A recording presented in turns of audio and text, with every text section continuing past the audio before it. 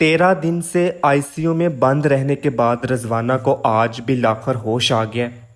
General अस्पताल के doctors ने जब आईसीयू से बाहर निकाला है तो इंतहाई बदतरीन तशद्दुद का शिकार रिजवाना ने ये अपील की थी कि मुझे व्हील चेयर पर बिठाएं, मैं थक गई हूँ लेट लेट कर।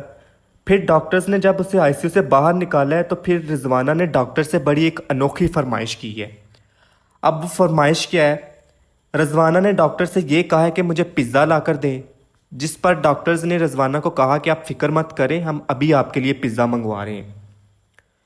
दूसरी तरफ जमानतों पर जमानतें मांगने वाली जज की बीवी को जुडिशल रिमांड के ऊपर जेल भेज दिया गया है। डॉक्टर्स को जो रिपोर्ट्स डॉक्टर्स ने पेश की है, जनरल अस्पताल के डॉक्टर्स ने, उसमें बड़े होलनाक इंकशाफात हैं, जिसमें डॉक्टर्स ये कह रहे हैं कि इस बच्ची के ऊपर इतना तशद्दुद हुआ है कि इसके जो गहरे ज़ख़म हैं, यानी ज़ख़म इतने गहरे थे, उनको साफ़ करने के लिए इस बच्ची को बेहोश करना पड़ा है। डॉक्टर्स ने ये कहा है कि हैरत होती है कि कोई इंसान किसी दूसरे इंसान के ऊपर, एक छोटी बच्ची के ऊपर कैसे इतना बदतरीन तशद्दुद कर सकता है। यानी आप देखें हमारे माशरे में हो क्या रहा है। एक तरफ डेनमार्क के अंदर एक छोटी सी बच्ची का अगवा किया जाता है तो पूरे मुल्क के अंदर इमरजेंसी लगा दी जाती है। इसको ढूंढने के लिए पुलिस जो है वो पुलिस और कानून नाफिज करने वाले इदारों की दौड़ें लग जाती हैं। पूरा मुल्क बंद कर दिया जाता है और फौरी तौर पर चंद ही घंटों के अंदर इस बच्ची को बाजियाब करवा कर अगवाकारों को पकड़ा जाता है, उनको सख्त सज़ा दी जाती है। और फिर उन अगवाकारों के रिश्तेदारों समेत पूरा डेनमार्क जो है वो उनका बाइकआउट कर देता है, उनसे किसी किस्म का कोई ताल्लुक नहीं है। ये कहते हैं उनके रिश्तेदार भी, जिन्होंने अगवा किया था बच्ची को, और पूरे डेनमार्क ने उनका बाइकआउट कर दिया, उनको सख्त सज़ा भी दी गई। और एक हमारे इस्लामी माशरे के अंदर इस्लामाबाद जैसे शहर में किसी मासूम के ऊपर इतना जुल्म होता है कि उसकी हड्डियाँ तोड़ दी जाती हैं, ज़ख्मों में इन्फेक्शन हो जाता है, चेहरा पहचानने के काबिल नहीं रहता, लेकिन किसी को कानो कान खबर ही नहीं है।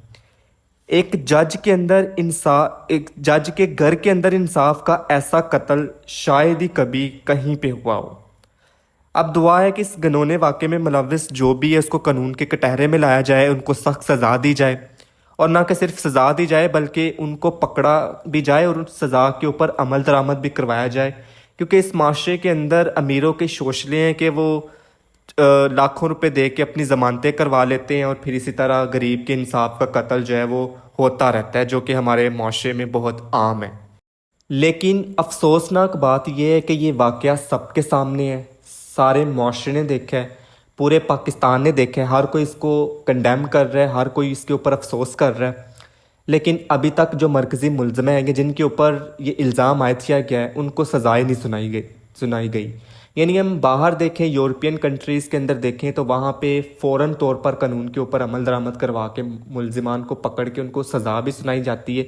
लेकिन यहाँ पे अभी भी ज़मानतों का जो सिलसिला है वो जारी है, क्योंकि जज की बीवी को अभी जुडिशल रिमांड के ऊपर भेजा तो गया है, लेकिन किसी भी वक्त उसकी ज़मानत भी हो सकती है, क्योंकि ये पाकिस्तान का कानून है, ये पाकिस्तान का निज़ाम है और ये पाकिस्तान की अदालतें हैं। इंसाफ के लिए हम सालों इंतज़ार करते रहते हैं, लेकिन इंसाफ होता हुआ कहीं भी नज़र नहीं आता।